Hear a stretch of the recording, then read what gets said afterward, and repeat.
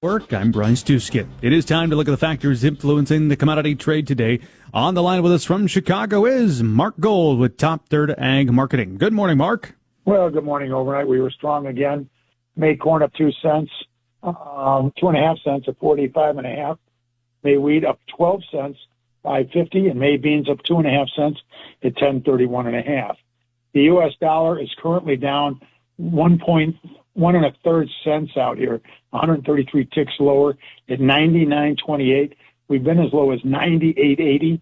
We haven't seen these prices in over 3 years, so that's certainly helped the wheat out here. We've got crude oil currently down 24. The Dow looks to open up about 40 to 50 higher right now, but all eyes are going to be on this dollar.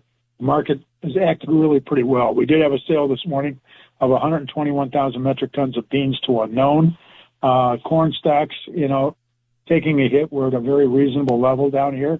We're actually under 10% on the stocks to usage ratio.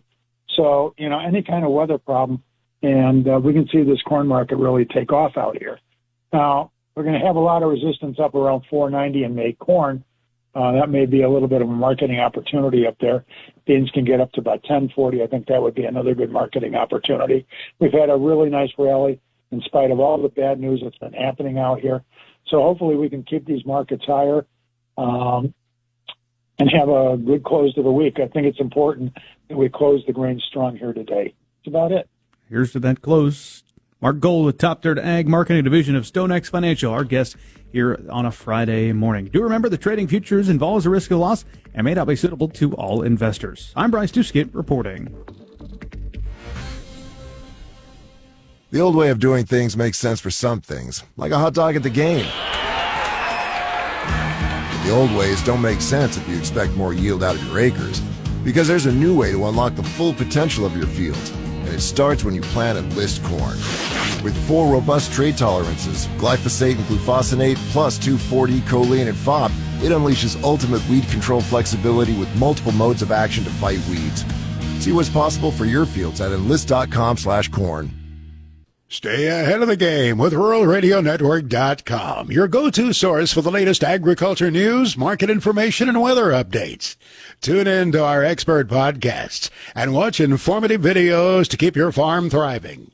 Whether you're checking commodity prices or you need the latest weather forecast, RuralRadioNetwork.com has got you covered. Visit today and find the content that's designed to help you stay successful. RuralRadioNetwork.com.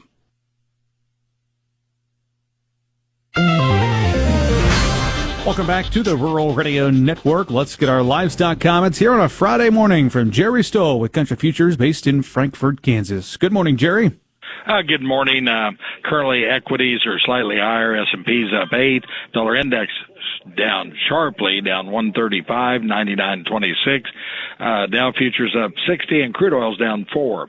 Last night's lean hog index was 87.67, down 33, and we saw the pork cutout value 106 lower at 89.70.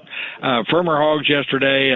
The discount to the index has been something we've talked about for quite a while, and they'll converge here as these April hogs expire, and we'll just call them mixed here to firmer on the opening. Cattle market, the latest feeder index, 287.29, down 332. The beef cutout value last night finished 357 lower, 334.29. Now, the trend is definitely lower this week.